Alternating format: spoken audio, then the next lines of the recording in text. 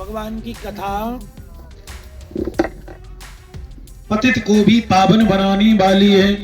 इसलिए महुरौ रसिका भुवि भापिका। जीवन में जितने बार अवसर मिले भगवान की कथा में सुनना चाहिए।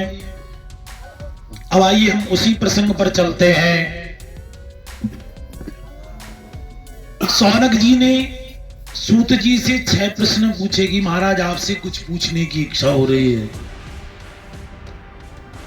सूत जी ने कहा पूछिए क्या पूछना चाहते हैं। तो सौनक जी का पहला प्रश्न कि मानव के लिए परम धर्म क्या है। क्या परिक्रमा लगाना धर्म है, दान देना धर्म है, आखिर धर्म है क्या। पहला प्रश्न। दूसरा प्रश्न कि जब हम मंदिर में जाते हैं बड़ी विचित्र बात लगती है। लोग कहते हैं कोई अमुक देवता बड़ा है, ये देवता बड़े हैं, किसको पूजें। और वैसे आज कलयुग में तो नित्य नए देवता प्रकट हो रहे हैं, जहां देखो वहीं देवता। तो ये बुद्धि स्थगित हो जाती है, भ्रमित हो जाती है कि किसको माने किसको ना माने, कौन बड़ा है कौन छोटा है। दूसरा प्रश्न ये किया। तीसरा प्रश्न कि वेद में परमात्मा अजन्मा है। वेद कहता है कि परमात्मा अजन्मा है, परमात्मा कभी जन्म नहीं लेता। तो महाराज फिर उन्होंने कैसे जन्म लिया, कैसे जन्म लिया उस परमात्मा ने। चौथा प्रश्न ये कि भगवान के अवतार कितने हैं। कोई कहता है 10 अवतार हैं, कोई कहता है 24 अवतार है। हरि अनंत हरि कथा अनंता, गावई सुनई बहु विधि सब संता। गावई सुनई बहु विधि सब संता। तो परमात्मा के अवतार भिन्न है। कल्प की अवतार की कथाएं हैं। कभी कभी कथाओं में कल्प भेद होता है कि भगवान ने कौन से युग में कौन से कल्प में अवतार किया, ये भेद होता है। पांचवा प्रश्न ये कि वक्ता वो श्रेष्ठ नहीं जो छोटी सी बात को बढ़ा करके बोले, वक्ता वो श्रेष्ठ है जो गागर में सागर भर दे। छठवां प्रश्न कि भगवान जब अपनी लीला को संपन्न करके अपने परम धाम चले गए तो धर्म अकेला पड़ गया, धर्म किसकी शरण में गया। महाराज भगवान ने गीता में कहा है कि धर्म संस्थापनार्थाय संभवामि युगे युगे। यदा यदा ही धर्मस्य ग्लानिर्भवति भारत अभ्युत्थानम् धर्मस्य तदात्मानं सृजाम्यहम्। हर युग में भगवान का अवतार होता है। तो भगवान जब चले गए भगवान कृष्णचंद्र जी, तो धर्म अकेला पड़ गया, किसकी शरण में गया। इन ज्ञानमय प्रसंगों को सुनकर सूत जी महाराज बड़े प्रसन्न हो गए कि आपने बड़ी सुंदर कथा, आपने बड़े सुंदर प्रश्न पूछे हैं। लेकिन आपके प्रश्नों का उत्तर देने से पहले मैं आदरणीय सुखदेव जी महाराज के जन्म का प्रसंग आपसे कहना चाहता हूं। आदरणीय सुखदेव जी महाराज ने जन्म लिया, प्रकट होकर जन जन में श्रीमद् भागवत कथा का प्रचार प्रसार किया। सूत जी सौनक जी से कहते हैं कि एक दिवस की बात है, गौलोक धाम में श्री राधा रानी की गोद में सुखदेव जी बैठे हुए थे।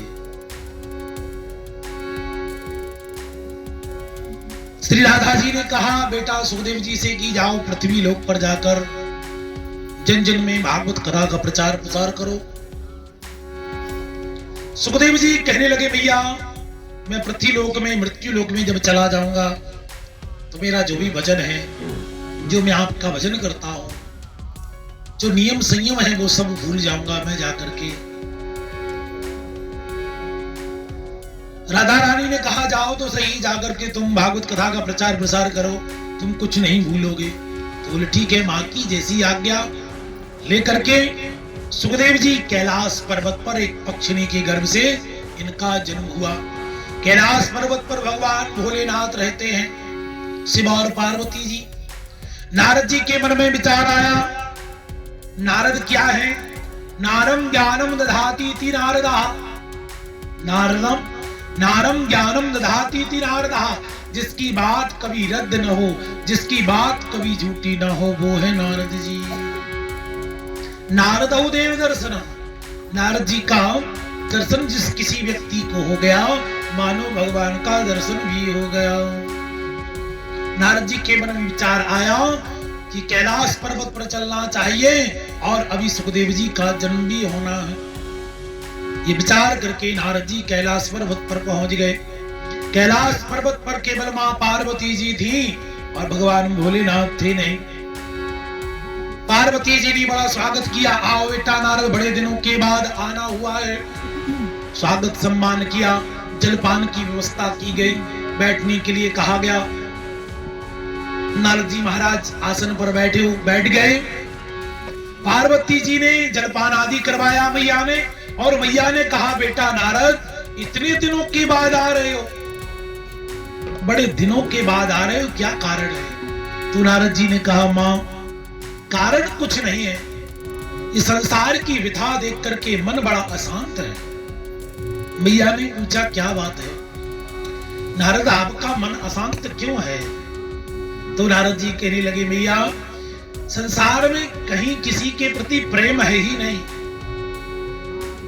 पिता पुत्र में प्रेम नहीं है, गुरु शिष्य में प्रेम नहीं है, गुरु शिष्य में प्रेम नहीं है, पिता पुत्र में प्रेम नहीं, पति पत्नी में प्रेम नहीं है। बाबा तुलसी कह रहे हैं कि सुर नर मुनि सबन की यही रीति, और स्वार्थ लाग करें सब प्रीति। इसलिए मां किसी के घर आना हमने बंद कर दिया है।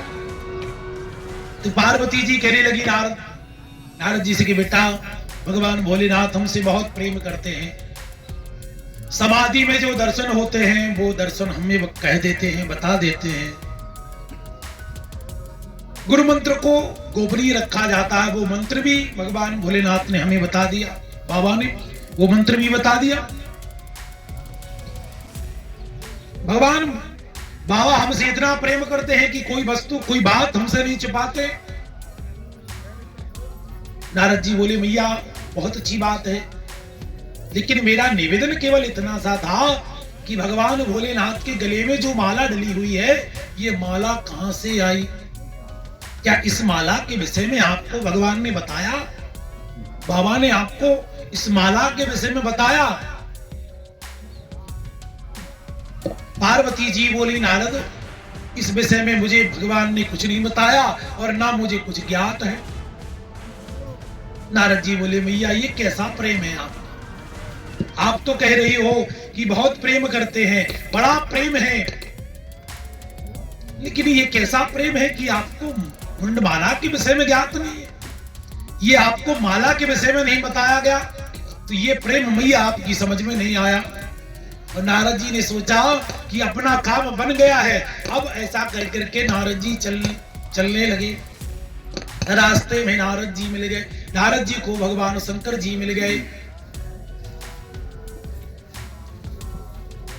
शंकर जी को नारद जी ने प्रणाम किया कि बाबा प्रणाम, आप घर पर जल्दी पहुंची आश्रम पर, माता जी आपको याद कर रही है, माता जी आपको याद कर रही। भगवान शिव ने कहा कि जब आप हमारे आश्रम से आ रहे हो तो जरूर मैया हमको याद कर रही होंगी, पार्वती जी हमें याद कर रही होंगी, क्योंकि तुम कुछ ना कुछ बोलकर आए हो। और शिव जी आए,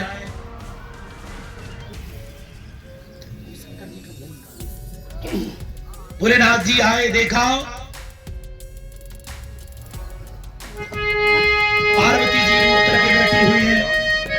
शिव जी ने कहा, देवी तुम्हारे रूठने का क्या कारण है? शिव जी ने पूछा, देवी तुम ऐसे रूठ करके क्यों बैठी हो, रूठने का क्या कारण है? पार्वती जी बोली रहने दीजिए आपका ये प्रेम। शिव जी बोले देवी मैं आपसे बहुत प्रेम करता हूं, आपसे मैं इतना प्रेम करता हूं देवी कि आपकी याद हमेशा बनी रहे, इसलिए आपका सिर इस माला में प्रो लेता हूं, डाल लेता हूं। पार्वती जी बोली इसका क्या मतलब है? शिव जी बोले इसका मतलब ये है कि जब आप शरीर त्याग देती हो लीला के लिए, लीला अवतार ग्रहण करती हो, तब आप शरीर त्याग देती हो और आपका सिर इस माला में मैं डाल लेता हूं, इसलिए कि आपकी याद हमेशा बनी रहे और ये माला जो है हमेशा मेरे हृदय के करीब रहे, इसलिए इस माला को मैं डाले रहता हूं। बोले श्री भक्तवत्सल भगवान की जय हो। शिव समान दाता नहीं, विपत्ति निवारण हार, लज्जा सबकी राखियो नंदी के असुहार। तुम तो बोले 80 बरस के अमरी बाली उमरिया, बनवाए देरे भोला सोने की एक अटरिया। बनवाए देरे भोला सोने की एक अटरिया। तुम तो बोले 80 बरस के अमरी बाली उमरिया,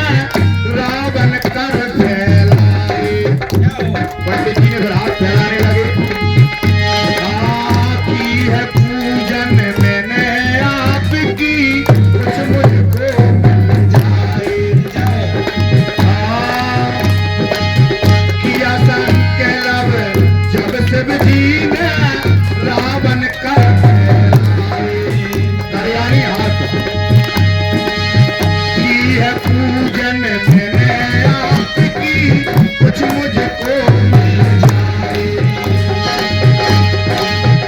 राजा ब्राह्मण को दे दूं, बोला कि ब्राह्मण को मैं क्या दूं?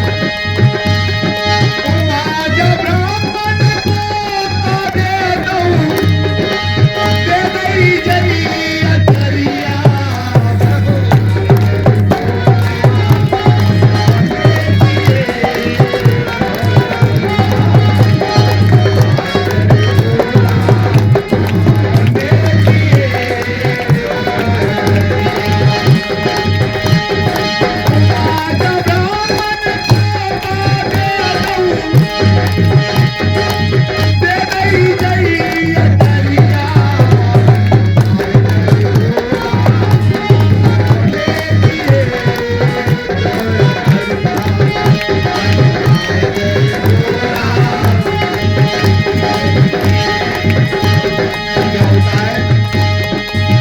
चलती ने में और गोरा काशी जी में आए।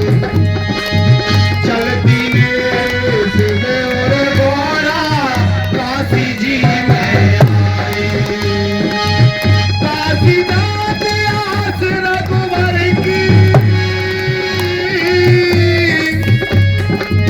काशीनाथ आस रघुवर की, इनको मेरे न भाए।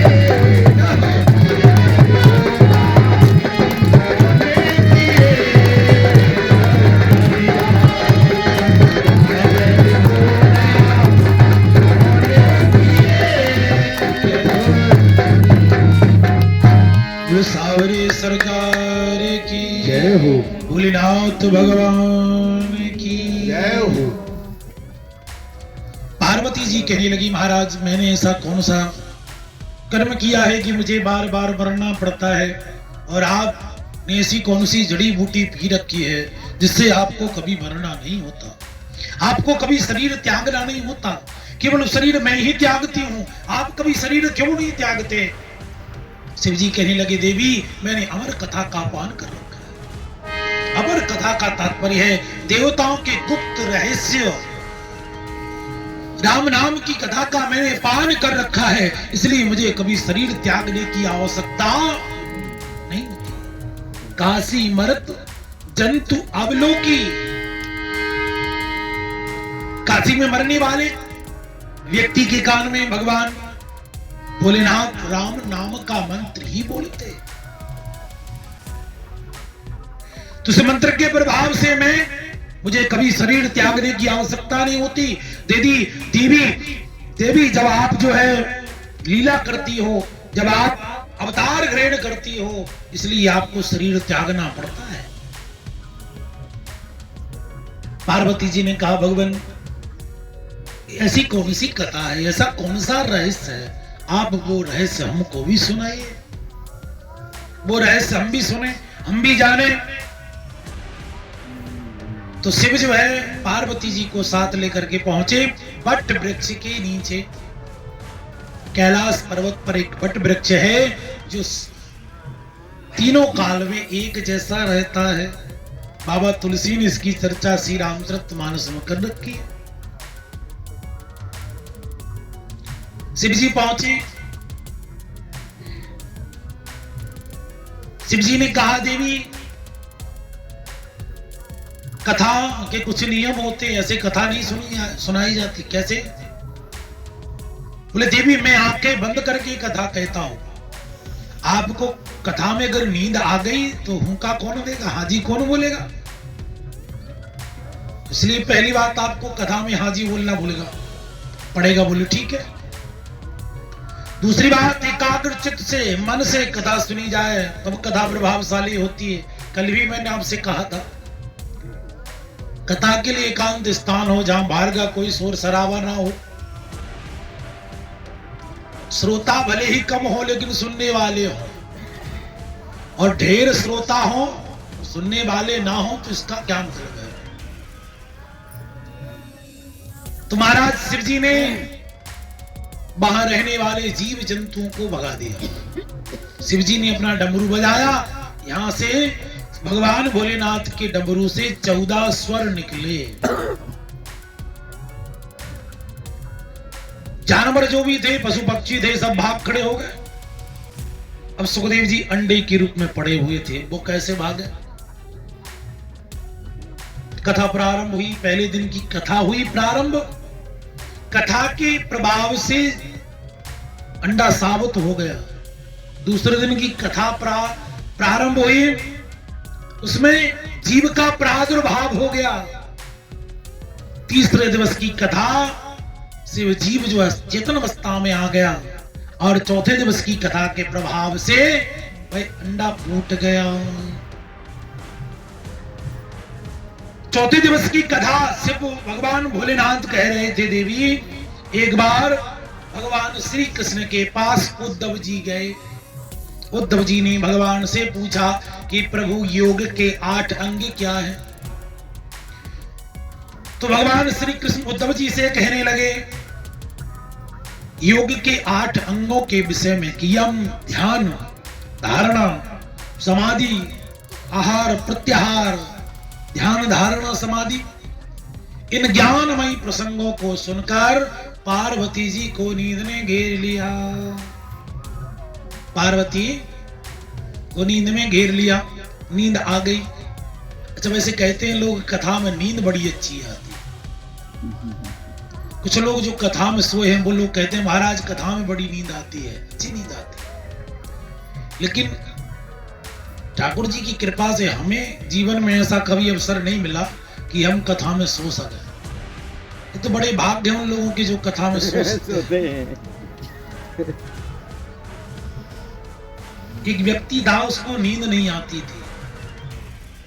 डॉक्टर के पास गया, डॉक्टर ने जितनी दवा थी सब उपचार किया, फिर भी उसे नींद ना आए। डॉक्टर एक महात्मा जी के पास गए, बोले महात्मा जी, गुरुजी मेरे पास एक ऐसा पेशेंट आया है जिससे नींद नहीं आती। महात्मा जी बोले अरे उस व्यक्ति को दवा से नींद नहीं आएगी, उसको एक हाथ में तुलसी की माला दे दो, भजन करेगा, एक आध दिन में आपसे आ ही जाएगी। 10-5 माला जपेगा, नींद आ जाएगी। आप देखिए, आप कोई कार्य कर रहे हो, वैसी जगह घूम रहे हो तो आपको नींद नहीं आएगी। वो आप जैसे ही भगवान का भजन करने बैठो, रामायण करने बैठो, आपको तुरंत नींद आएगी। कथा सुनने बैठो, तुरंत आलस आएगा, तुरंत नींद आएगी। आप किसी की बुराई करने बैठ जाओ, पूरी सारी रात निकल जाए बुराई करते करते, जब जाने नींद आ जाए सारी रात निकल जाएगी बुराई करते, लेकिन नींद नहीं आएगी। और जैसे ही आप रामायण पढ़ने बैठोगे अथवा भजन करने बैठोगे तो आपको थोड़ी देर में नींद आ ही जाएगी। इसका क्या तात्पर्य है? भगवान के भजन में नींद क्यों आती है? भगवान के भजन में इसलिए नींद आती है कि हमारे अंदर जो आलस भरा हुआ है, हमारे कर्मों का जो फल पड़ा हुआ है, हमने जो बुरे कर्म किए हैं, वो कर्मों का प्रभाव हमें भजन की ओर नहीं जाने देता। सीधी सी बात है कि जिस व्यक्ति में जो भाव होगा वही तो करेगा। किसी व्यक्ति में भाव है भगवान के भजन करने का तो भजन करेगा, किसी व्यक्ति के मन में भाव है मदिरापान करने का तो वो उधर जाएगा। अपना अपना कर्म, जैसा जो भाव है, क्योंकि भगवान भी भाव के भूखे हैं। तो चौथे दिवस की कथा के प्रभाव से सुखदेव जी अंडे से बाहर आ गए, पार्वती जी सो गई और सुखदेव जी हुक्का देने लगे।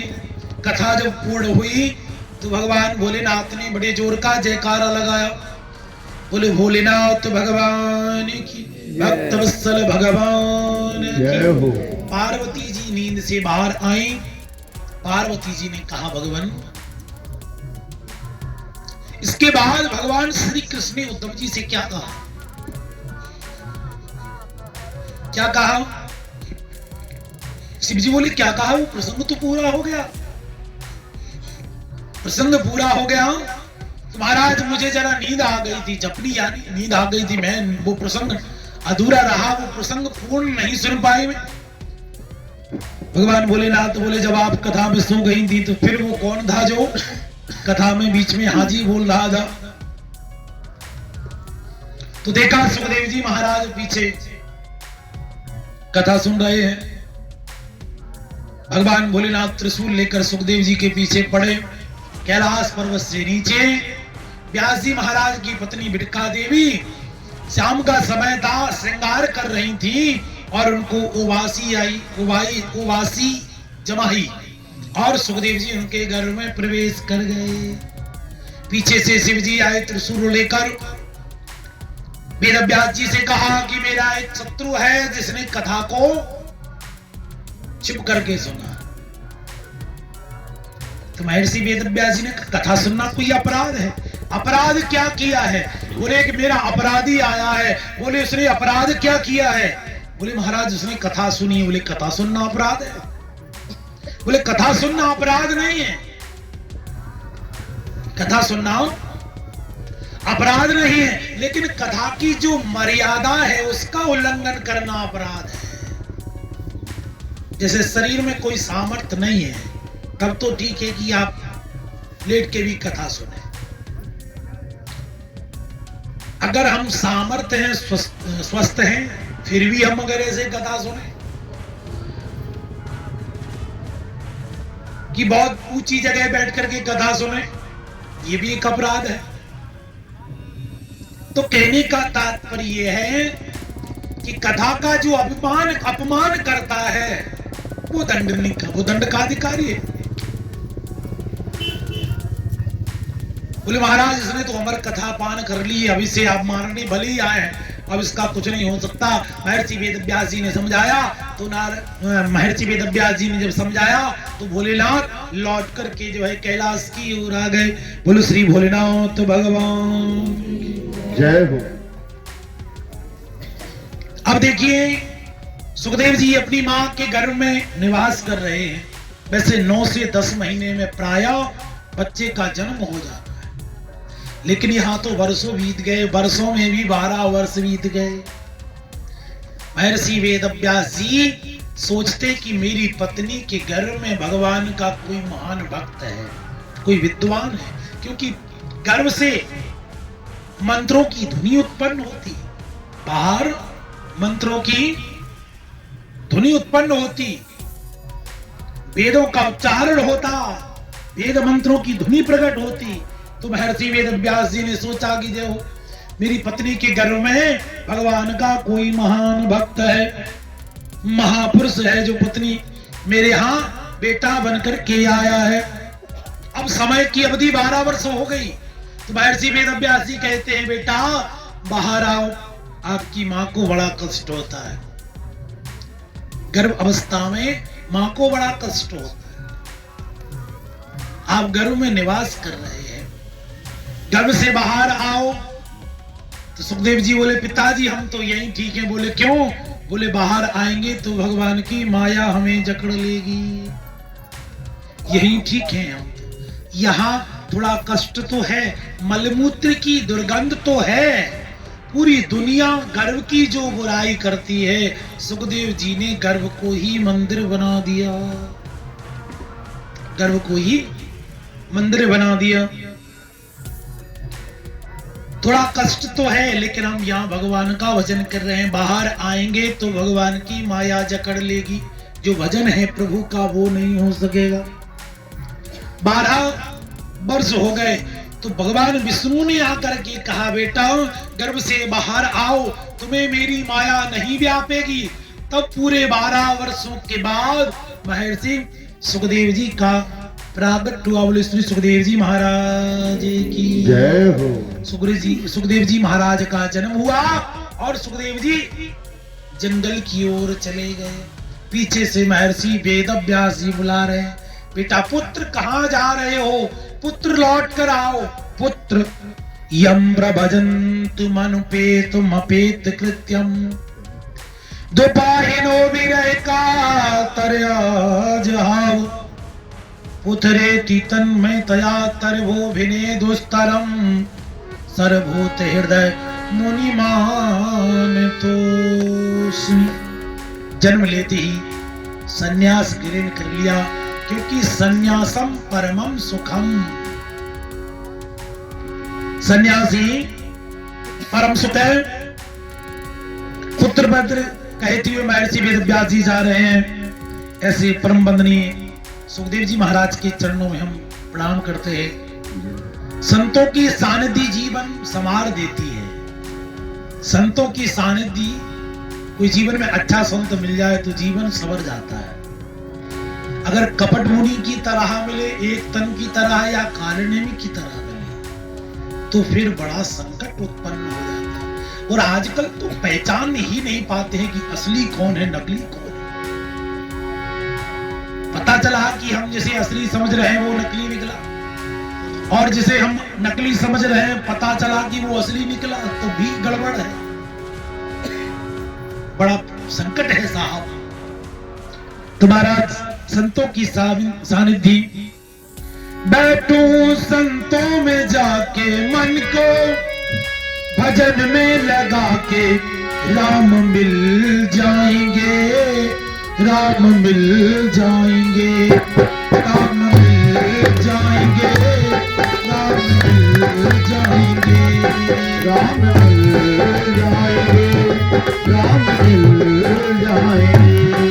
तो संतों में जाके मन को भजन में लगा के, राम मिल जाएंगे, राम मिल जाएंगे।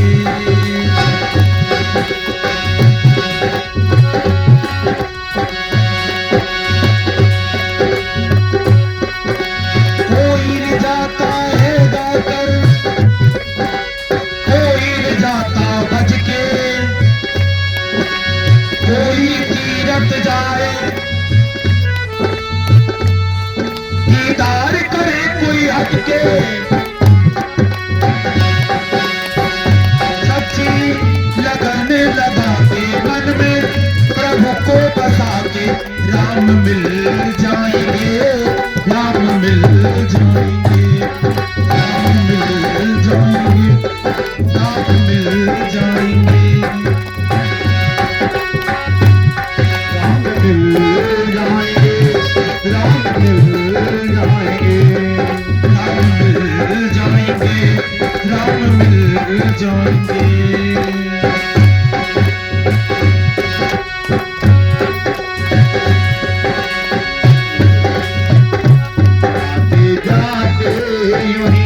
गुनगुनाते रहो, आते जाते यूं ही गुनगुनाते रहो। राम बोला करो, राम गाया करो, राम बोला करो, राम गाया करो। आते जाते यूं ही गुनगुनाते रहो, आते जाते यूं ही गुनगुनाते रहो।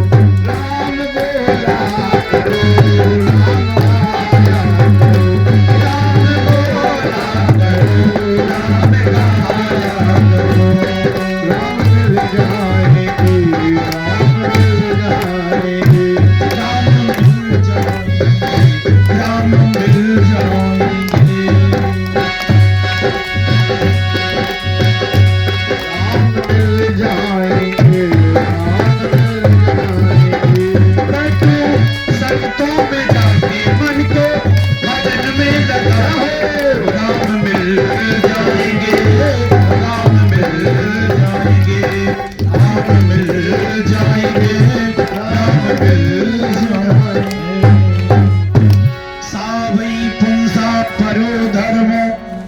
यतो भक्तिरदोक्षजे अहेतुक्य प्रतिहता अयात्मा संप्रसीदति।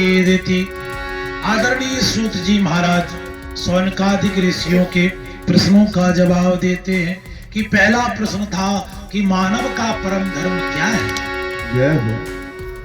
तो आदरणीय सूत जी कहते हैं कि मनुष्य का सर्वोत्तम धर्म है भगवान के चरणों में प्रेम होना, सत्कर्म करना, प्रभु के चरणों में मन को लगाना, सत्कर्म करना। देखिए हम अपने परिवार को जो पाल रहे, इतना ही धर्म नहीं है हमारा। धर्म तो बहुत है हमारा कि पृथ्वी की इस मातृभूमि की रक्षा करना भी हमारा धर्म है, संत सेवा करना भी हमारा धर्म है, अतिथियों की सेवा करना भी हमारा धर्म है, और धर्म की जो ध्वजा है उसको धारण करना, धर्म को धारण करना भी हमारा एक धर्म है। कि ऐसा नहीं हम अपनी मस्ती में मगन रहे और हमारा धर्म का पतन होता रहे, फिर कैसा वजन। अरे सबसे पहले तो राष्ट्र है, अरे राष्ट्र रहेगा तब तो हम कथा कर सकेंगे। जिस दिन राष्ट्र नहीं रहेगा कथाएं कहां होंगी, कहां भजन होगा। तो राष्ट्र ही सर्वोपरि है, देशभक्ति ही सर्वोपरि है।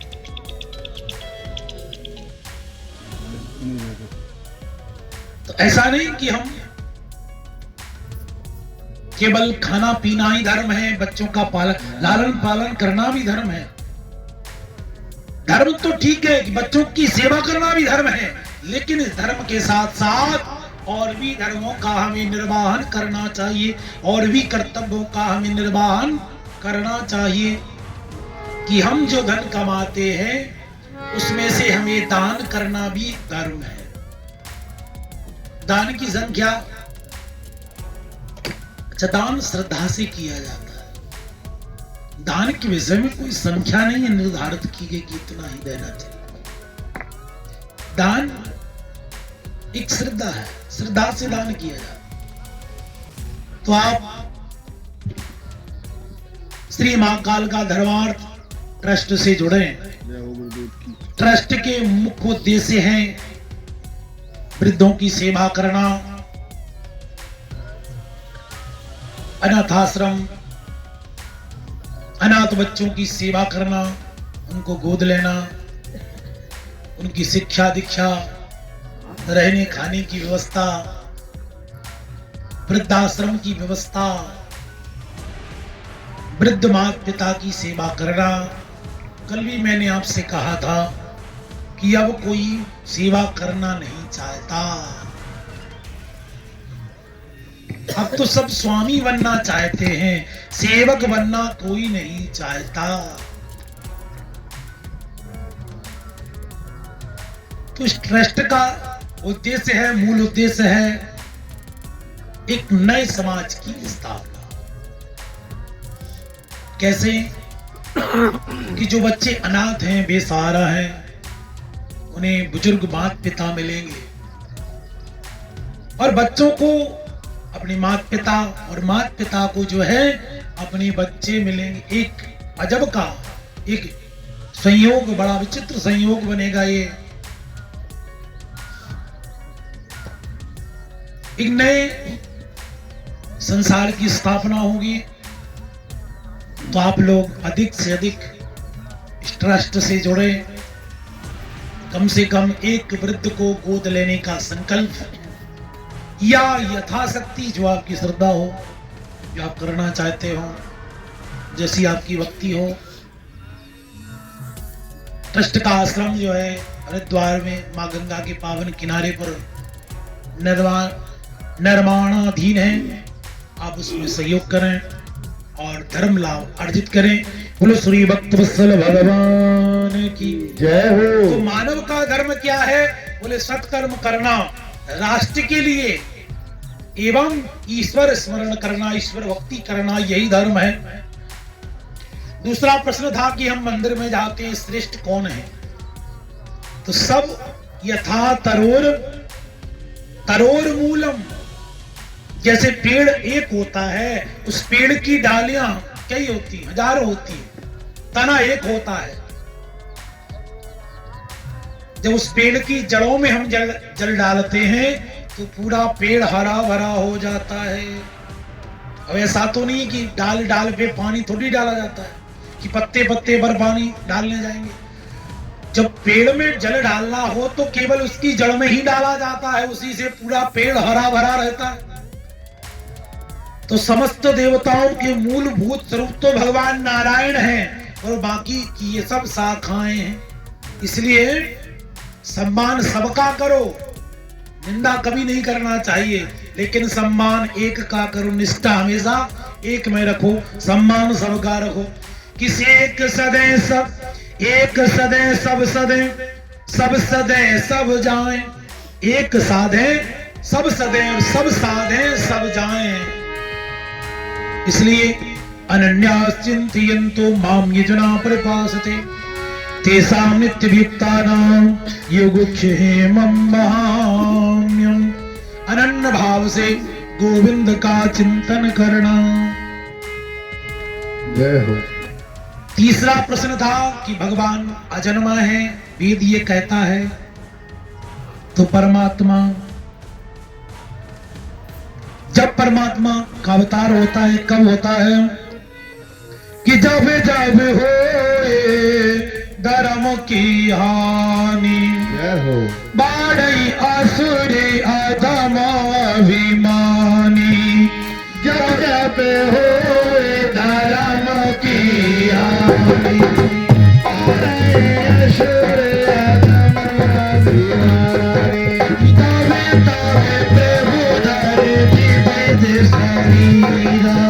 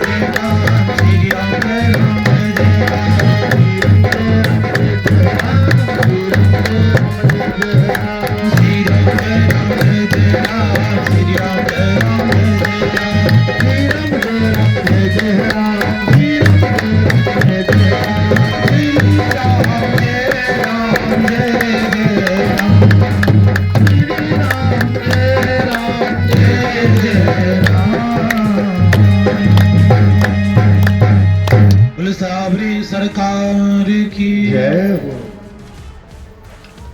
तो जब जब धर्म का अधर्म का बोलबाला होता है, जब जब धर्म संकट में होता है, तब भगवान अवतार लेते हैं।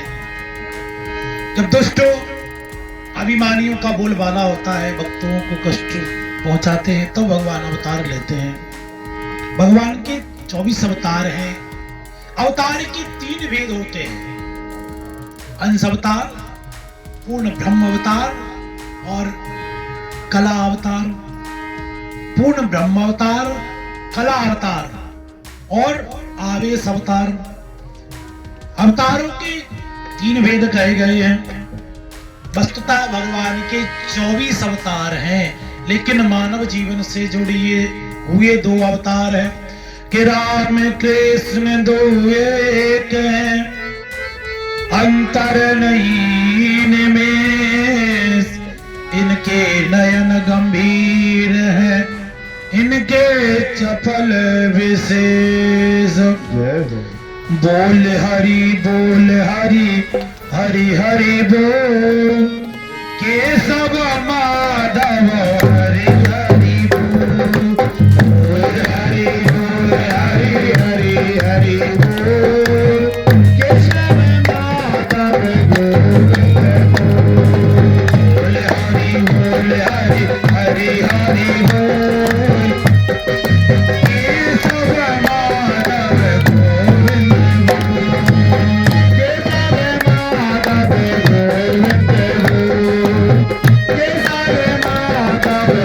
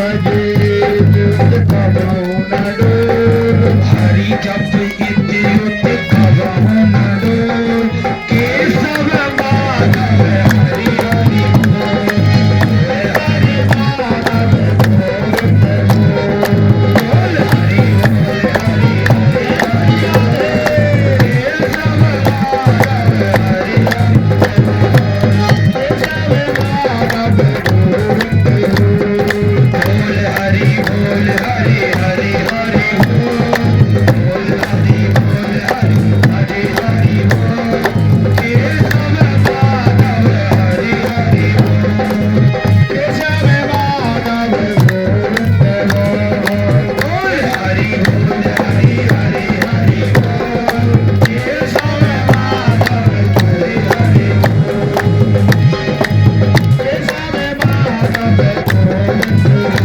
बोल, हरि बोल हरि हरि हरि बोल, केशव माधव हरि हरि बोल, केशव माधव हरि हरि बोल, केशव माधव हरि हरि बोल, केशव माधव हरि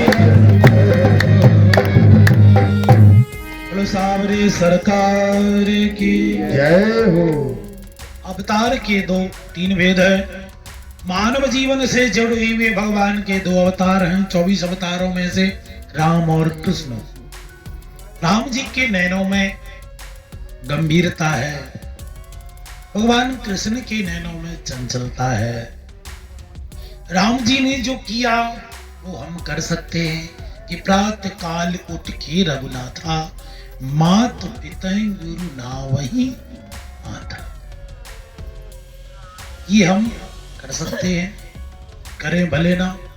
माता पिता को प्रणाम तो हम करना चाहिए। और मैं तो ये कह रहा हूं कि धरती के साक्षात देव हैं तो माता पिता है। माता पिता की सेवा, माता पिता को प्रणाम करना चाहिए। ये राम जी ने कहा है, ये राम जी ने किया है, वो हम कर सकते हैं। भगवान कृष्ण ने जो किया है वो हम नहीं कर सकते। भगवान कृष्ण की उम्र जब 7 दिन थी तब पूतना आ गई मारने के लिए। 7 दिन का बालक करवट नहीं बदल सकता, लेकिन भगवान ने पूतना को मार दिया। ये भगवान का काम है, ये हम नहीं कर सकते। भगवान कृष्ण ने जो किया है, जो कहा है, दुज संत, दुज यानी ब्राह्मण संत की सेवा, आर्तजनों की सेवा, दीन दुखियों की सेवा, धर्म के लिए, राष्ट्र के लिए समर्पित, ये हम कर सकते हैं। तो महर्षि वेदव्यास जी का प्रयोजन केवल भागवत लिखने का एक ही प्रयोजन था कि लोगों का मन किसी न किसी उपाय से भगवान के चरणों में लग जाए। किसी ने पूछा, महाराज ये व्यास जी कौन हैं और इन्होंने भागवत क्यों लिखी? हमने तो सुना था इनके पुत्र तो जंगल के लिए चले गए थे, और जब अपने पुत्र के लिए वापस लेने के लिए जा रहे थे तो पुत्र पुत्र पुकार रहे थे, तो उधर से भी पुत्र पुत्र की आवाज आ रही थी। महर्षि सुखदेव जी महर्षि वेदव्यास जी को बताना चाहते हैं कि पिताजी, ये पिता पुत्र का रिश्ता सात्विक नहीं है। इस संसार में कई बार तुम हमारे पिता बने होगे, कई बार हम तुम्हारे पुत्र बने होंगे। ये तो संसार का रिश्ता है, आना जाना है साहब। सुखदेव जी जा रहे थे और पीछे से महर्षि वेदव्यास जी जा रहे थे। कुछ स्त्रियां स्नान कर रही थी सरोवर में। महर्षि वेदव्यास जी उन स्त्रियों को देखकर लौट आए। स्त्रियों को बड़ी लज्जा हो गई। महर्षि वेदव्यास जी ने पूछा कि जब मेरा 16 वर्षीय पुत्र आपकी आंखों के सामने से चला गया तो आपने मेरे बेटे के लिए कोई पर्दा नहीं किया, कोई लज्जा नहीं की, और मैं तुम्हारे पिता की उम्र का हूं और आप मुझे इतना लज्जित कर रही हो, इतना लज्जा कर रही हो, इतना पर्दा कर रही हो। स्त्रियों ने जवाब दिया, महाराज आपके पुत्र तो वीतराग है, उनको यही पता नहीं कि स्त्री पुरुष का भेद क्या है। महर्षि वेदव्यास जी को लगा कि मेरा पुत्र ऐसा है और मैं इसे संसार में लाना चाहता हूं। मेरा पुत्र इतना वीतराग है कि संसार के दुर्गुणों से दूर है, वो स्त्री पुरुष के भेद से भिन्न है, अभिन्न है, स्त्री पुरुष के भेद को नहीं जानता। तो महाराज जब सुखदेव जी वन की ओर चले गए तो महर्षि वेदव्यास जी ने भागवत की रचना की। तो कैसे सुखदेव जी ने आकर के जो है अपने पिता महर्षि वेदव्यास जी से भागवत कथा पढ़ी। महाराज कैसे?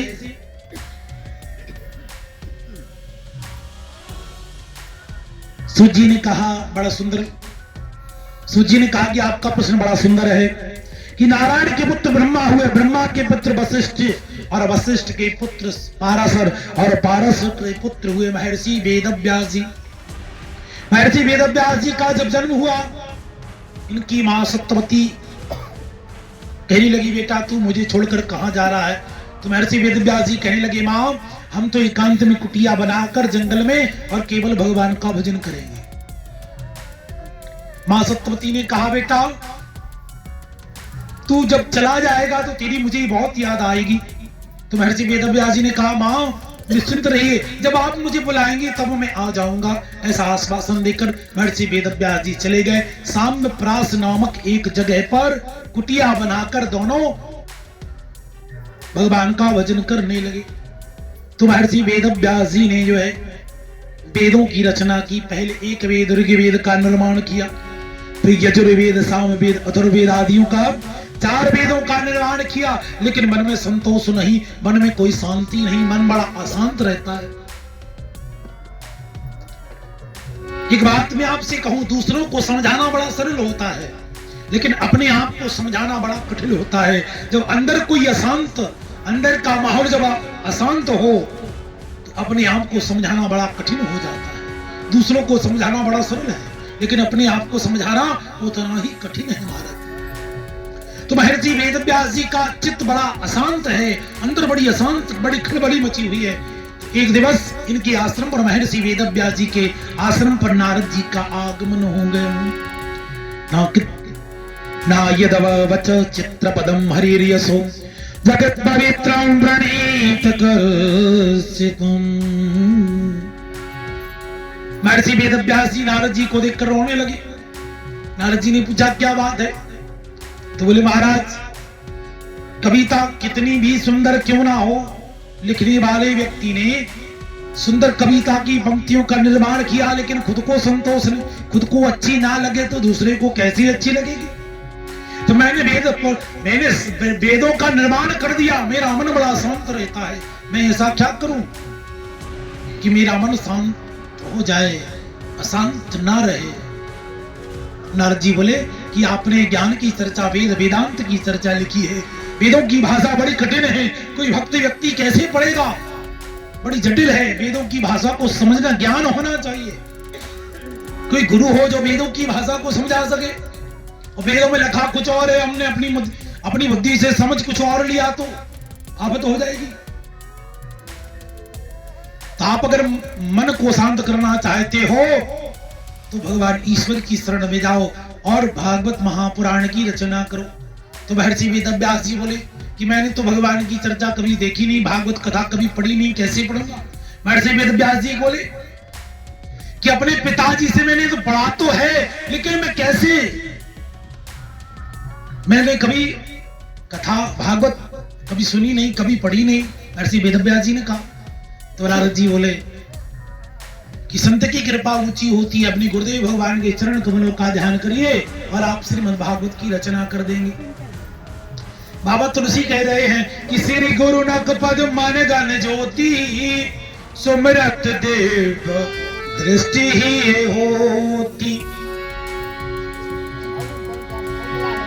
कि गुरु गोविंद दोनों खड़े काके लागू पाए और बलिहारी गुरुदेव की जो गोविंद दियो मिला। तो गुरु महाराज के चरणों में का ध्यान करो, आप श्रीमद् भागवत की रचना कर दोगे। महर्षि वेदव्यास जी को नारद जी ने अपने पूर्व जन्म का प्रसंग सुनाया कि मैं एक नितांत दासी का बालक था, मेरी माँ का नाम था नितांत दासी। असमय मेरे पिता की मृत्यु हो गई, मेरी माँ मुझे लेकर ऋषियों के आश्रम पर पहुंची, बाबा जी के आश्रम पर। कि महाराज हमारे भोजन का प्रबंध कर देना, आपके आश्रम की सेवा भक्ति आदि हम जो सब करेंगे। बोले ठीक है। नारद जी कहते हैं कि मेरा नाम ऋषियों ने बालक रामदास रख दिया, सभी मुझे रामदास कर करके बुलाते थे। कुछ महात्मा चतुर्मास करने के लिए आए, मैं बड़ा आनंदित रहा। महात्मा जी कथा कहते मेरी माँ, और मैं बड़े प्रेम से कथा सुनते। माँ का मुझे गोदी में लेकर बैठती, मैं भी कथा सुनता।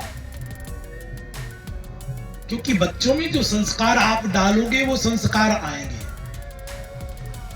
सुख काष्टानि मूर्खस्य नानमन्ति कदाचन, नमन्तो गुणिनो जना नमन्तो फलिनो वृक्षा।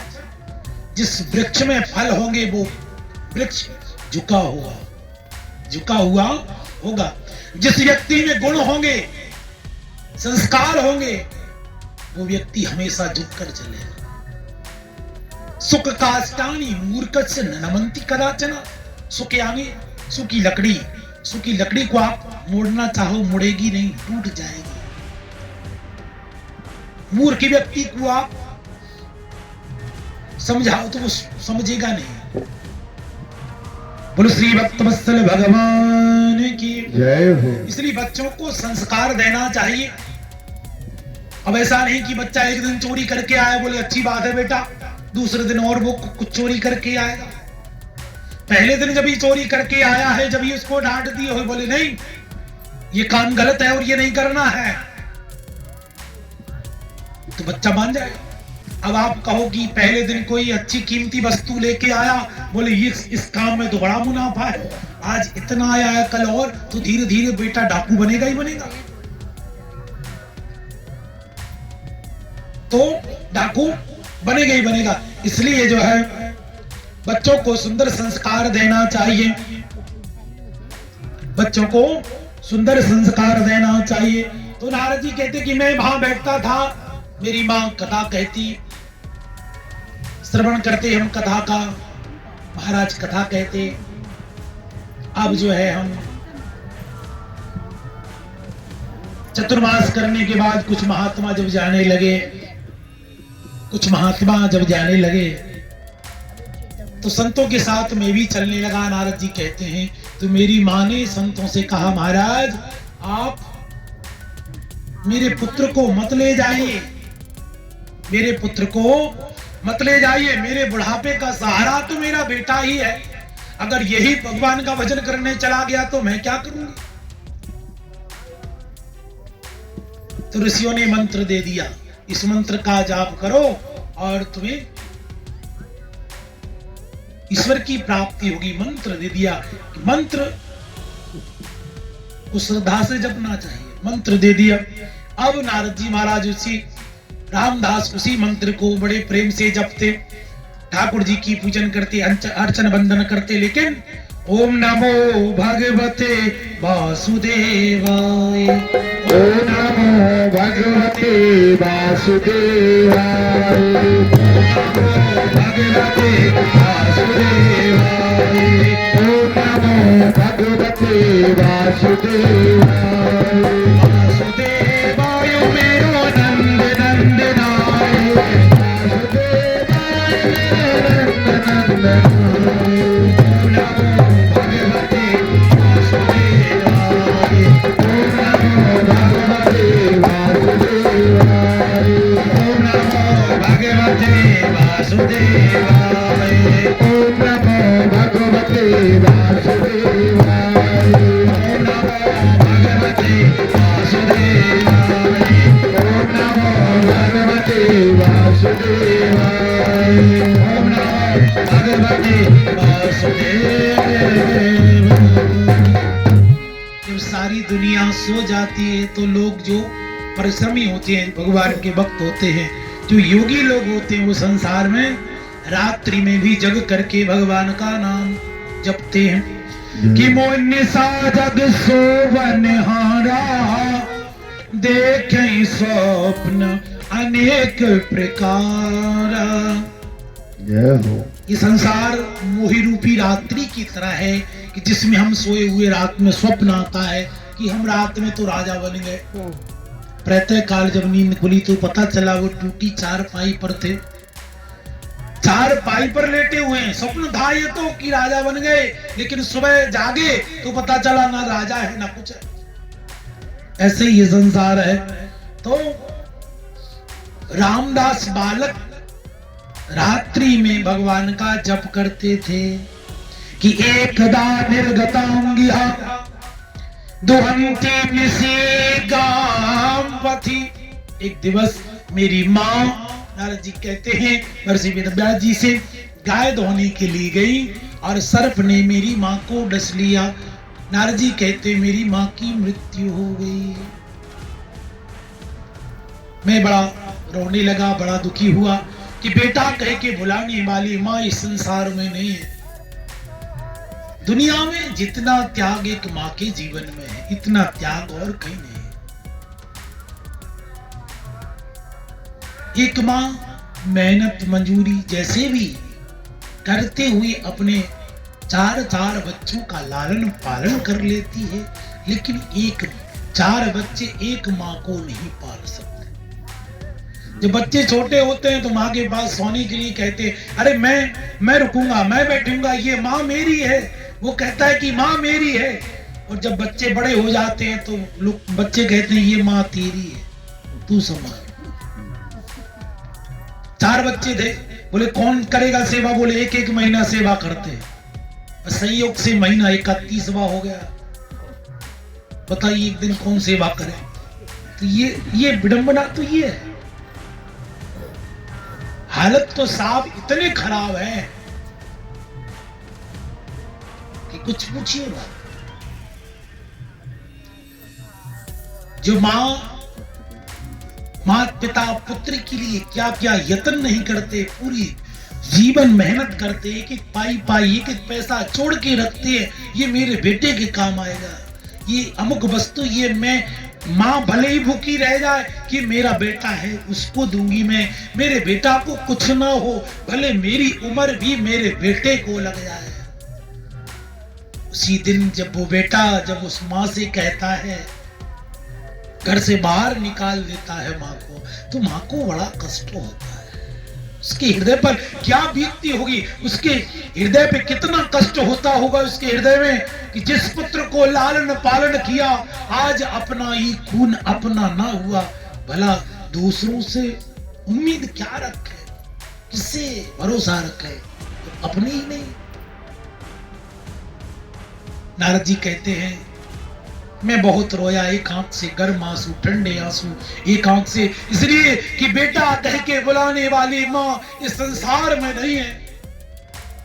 आप माँ चाहे वो पशु की हो, पक्षी की हो, किसी की भी माँ हो, आप देख लीजिए कितना प्रेम है साहब, कितना त्याग है माँ के जीवन में। एक माँ अपने बच्चे को पढ़ाती थी, स्कूल पहुंचाती थी, लोगों के घर में झाड़ू पोछा बर्तन करने के बाद जो कुछ मिलता था वहां से बच्ची की सेवा करती थी। बच्चे को रोटी भोजन लेकर के जाती थी। बेटा कहता था माँ तू मेरे सामने मत आया कर, तेरे आने से मेरे जो दोस्त हैं, मेरे जो मित्र हैं वो मुझे चिढ़ाते हैं।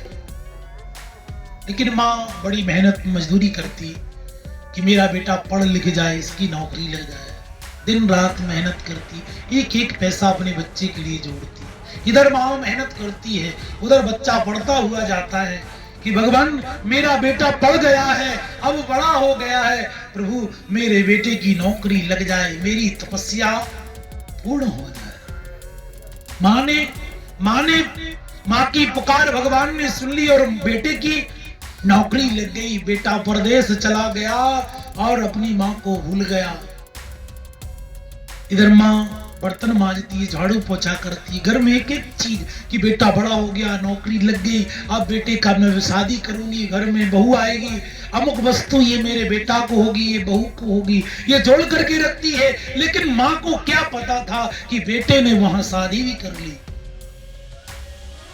माँ ने बहुत दिन हो गए, विवाह हो गया बेटे का, बेटे के भी बच्चे आदि हो गए। एक दिन माँ के मन में विचार आया कि मैं अपने बेटे से मिलने तो जाऊं, आखिर मेरा बेटा रहता कहाँ है। इतने बड़े शहर में माँ अपने बेटे को खोजने लगी, कौन बतावे उसका बेटा कहाँ है। तो 4 दिन में खोज करके बेटा जब नहीं मिला, हताश एवं निराश होकर के मां घर आ गई। समय व्यतीत होता गया साहब। वो बेटा अपने पुत्र से, अपने बेटे से कहता था कि गांव में दादी है। वो अपनी पत्नी से कहता था कि मेरी माँ आपकी सास गांव रहती है। एक दिन उसकी पत्नी ने कहा कि आप अक्सर कहते हो कि मेरी माँ है, मेरी सास है, आपने कभी मेरी सास से मिलवाया नहीं। चलिए आज सास से मिलवाया जाए, सासू माँ का दर्शन किया जाए। आज बड़ी इच्छा हो रही मिलने की। बेटा जब घर में आया, अपनी पत्नी को लेकर घर में आया तो माँ तो घर में नहीं थी।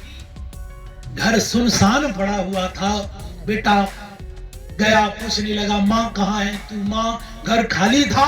बेटा अंदर गया तो एक पत्र पड़ा था, एक पत्र लिखा हुआ रखा था। बेटे ने उस पत्र को खोल कर देखा। उस पत्र में लिखा था, बेटा मेरे आने से तुझे बड़ा दुख होता था। जब मैं तुझे स्कूल में टिफिन देने आती थी, बड़ा दुख होता था। तू मुझे अशब्द कहता था, दुत्कार देता था। बेटा इसलिए कि मेरे एक आंख नहीं थी, मैं कानी थी इसलिए। बेटा ये बात बहुत पुरानी है। जब तुम छोटे थे, तुम्हारी एक आंख खराब हो गई थी। बेटा उस समय मैंने तुम्हें एक अपनी आंख दी थी। तो विचार कीजिए, मां के जीवन में इतना त्याग है। आज कौन व्यक्ति होगा जो अपनी एक आंख निकाल के दूसरे को देगा? लेकिन वो मां थी साहब कि दुनिया भले मुझे दोष दे, मुझे अपशगुनी कहे, कुछ भी कहे, लोग मेरा तिरस्कार करें, कुछ भी हो, लेकिन मेरे बेटे को लोग तिरस्कार न करें, मेरे बेटे को लोग उपहास न उड़ाएं। इसे कहते हैं मां। दुनिया में जिसने तुझको दूध पिलाया, तू पिला सका ना पानी। रे पगले तूने दूध की कदर ना जानी। रे पगले तूने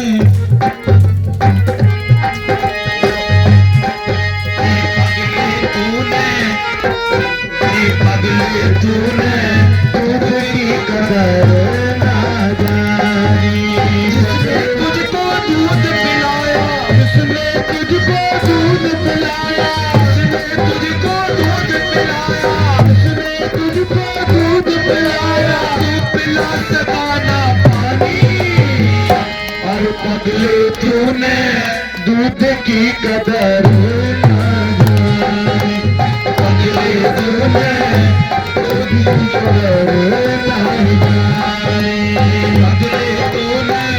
दूध की कदर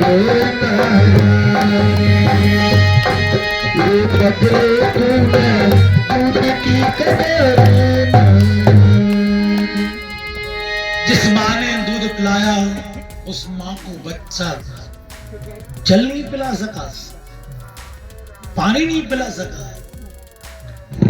तो आज के समय में बड़ी विकट स्थितियां हैं।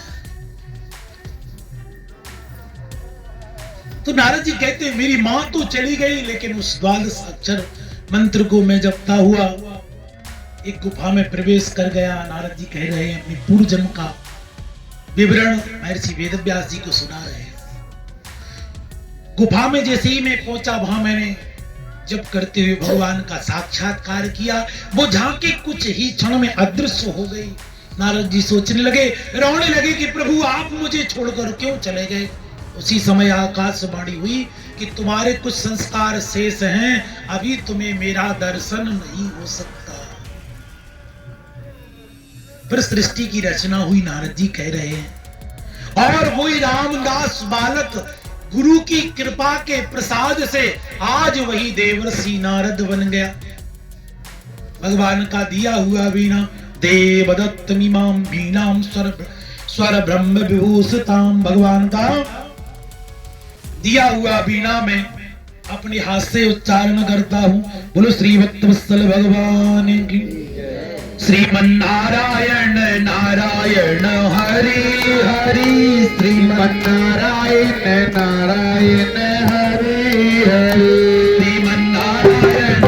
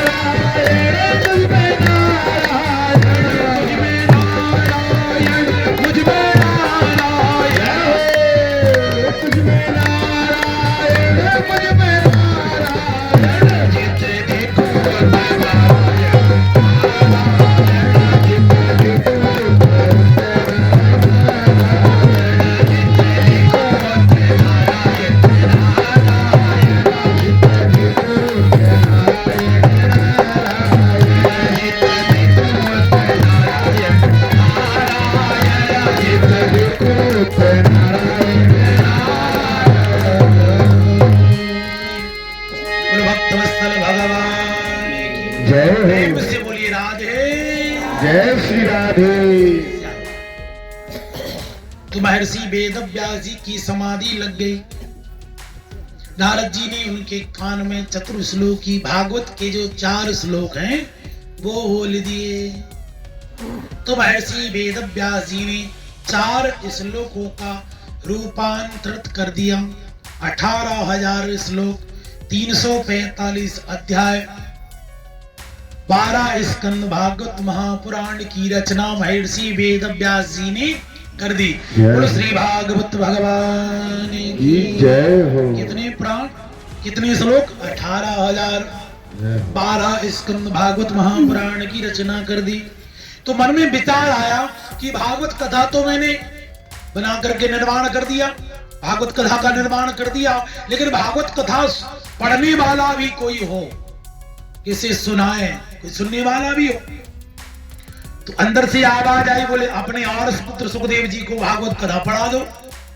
तो सुखदेव जी तो जंगल में चले गए, वो तो समाधि में बैठे हुए। तो महर्षि वेदव्यास जी ने सोचा कि अपने पुत्र को कैसे लाऊं।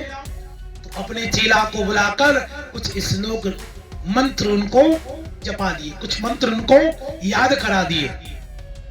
चेला गया जंगल में, और जहां सुखदेव जी समाधि में बैठे हुए थे वहां जाकर के उसने बोला, इस श्लोक मधुर मधुर सुंदर श्लोकों का गायन किया कि बरहा पीड़ नटवर बपु किर कर्णयो कर्णकारम बिभ्रदवासः कनकपिशं वैजयन्ती चमालयाम्।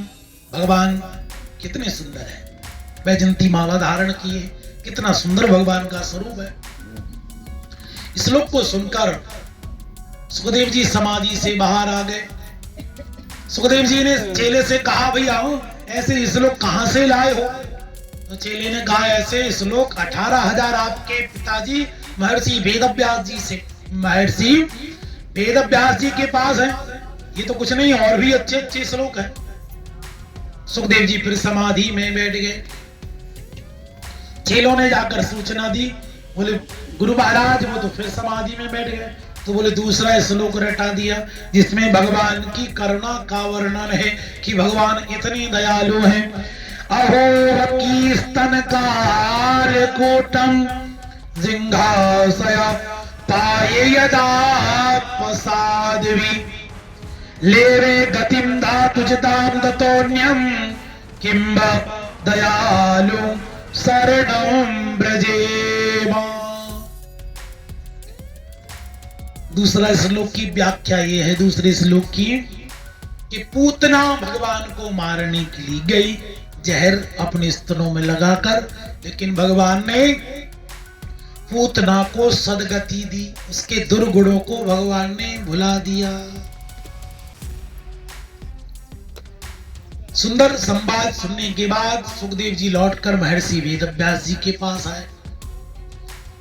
तो महर्षि वेदव्यास जी ने कहा कि संसार के लोग ये कहेंगे कि अपना बेटा था, अपने ही बेटे को भागवत कथा पढ़ा दे, क्योंकि कामी क्रोधी सन हरि कथा ऊसर बीज भय फलज था। काम क्रोध तो महाराज कामी अथवा क्रोधी व्यक्ति को कथा नहीं सुनाना चाहिए। ये देखिए, कामी व्यक्ति को तो महर्षि वेदव्यास जी ने जो है सुखदेव जी को महाराज जनक के यहाँ पहुंचाया कि ये मत समझना कि मेरा पुत्र आ रहा है, आप इसकी परीक्षा लीजिए, क्योंकि आपके पुत्र की आप ही प्रशंसा करें, ये कौन सी बात है? जब कुछ लोग प्रशंसा करें कि नहीं साहब ये आपका बालक बहुत सुंदर है, तब तो ठीक है। तो महाराज जनक के दरवाजे पर 5 दिन तक खड़े रहे। कितने दिन? 5 दिन। बोले अभी हम नहीं मिल सकते, लेकिन सुखदेव जी के चेहरे पर क्रोध की कोई रेखा प्रतिबिंबित नहीं हुई, क्रोध नहीं आया। महर्षि वेद जनक जी ने देखा कि सुखदेव ने तो क्रोध को जीत लिया है। 5 दिन के बाद उनको विधिवत अतिथि गृह में स्वागत सम्मान किया गया, जहां दास दासियां उनकी सेवा कर रही हैं, दासियां आलिंगन कर रही हैं, लेकिन सुखदेव जी बैठे हुए हैं। काम का कोई प्रभाव नहीं हुआ। तो महाराज जनक ने कहा कि सुखदेव जी ने काम और क्रोध को जीत लिया। काम क्रोध और लोभ मद नाथ नरक के पंथ, काम क्रोध को जीत लिया। अब आकर महर्षि वेदव्यास जी से सुखदेव जी ने भागवत कथा का अध्ययन किया। जैसे जीवन में शिष्य सोचता है कि अच्छा गुरु मिले, उसी प्रकार गुरु भी सोचता है कि अच्छा शिष्य मिले। ऐसा नहीं कि लालची गुरु कपटी चेला दोनों होवे नरक में। हाँ। वाल्मीकि रामायण में एक प्रसंग आता है कि अगस्त मुनि के शिष्य थे सुतीक्ष्ण जी महाराज। अगस्त जी ने सुतीक्ष्ण जी को विद्या अध्ययन कराया। विद्या जब पूर्ण हुई, सुतीक्ष्ण जी ने कहा गुरुजी गुरु दक्षिणा में मैं आपको क्या दूं? अगस्त मुनि ने सुतीक्ष्ण जी से कहा, अंक में भर लिया बेटा, गुरु दक्षिणा तुमने ये सेवा हमारी की, यही गुरु दक्षिणा है।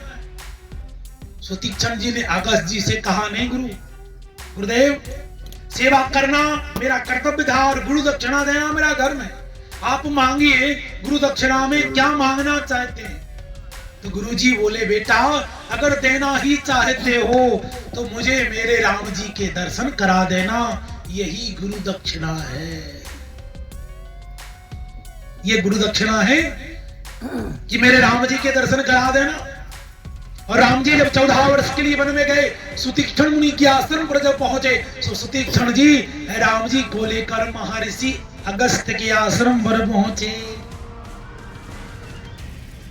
गुरु जी ने कहा सुतीक्ष्ण तुम धन्य हो, तुमने मुझे मेरे राम जी के दर्शन करा दिए। तो गुरु शिष्य ऐसे होते हैं, गुरु शिष्य की बड़ी सुंदर परंपरा है।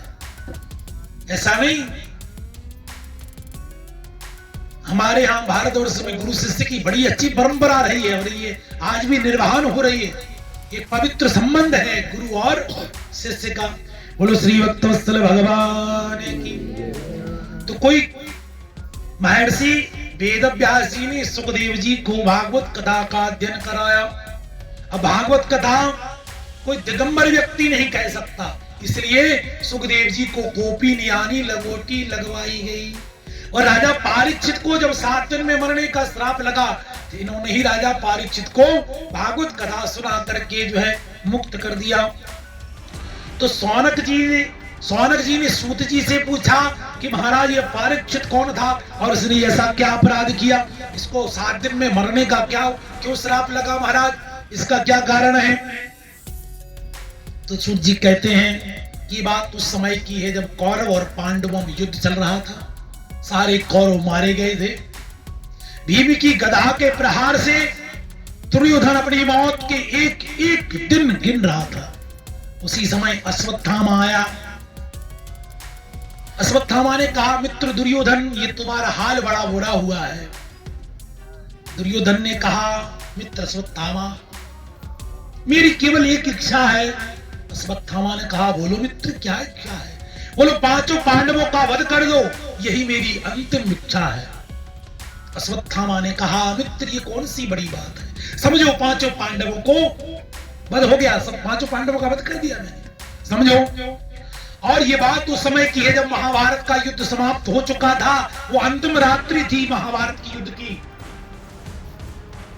द्रौपदी के 5 पुत्रों का वध अश्वत्थामा ने कर दिया। पांडव समझ के द्रौपदी के 5 पुत्रों का वध कर दिया। द्रौपदी कुलय की भांति विलाप करने लगी। जब पता चला कि मेरे 5 पुत्रों का वध कर दिया गया तो द्रौपदी बहुत रोने लगी।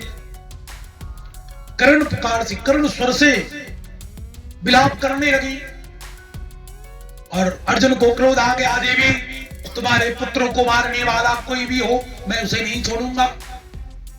हाथ में गांधी उठाया और मारने के लिए चल पड़े। अश्वत्थामा ने देखा कि अर्जुन मुझे मारने आया है। अश्वत्थामा ने भी ब्रह्मास्त्र चला दिया। दोनों ब्रह्मास्त्र चढ़ करके शांत हो गए और अर्जुन ने अश्वत्थामा को पकड़ लिया।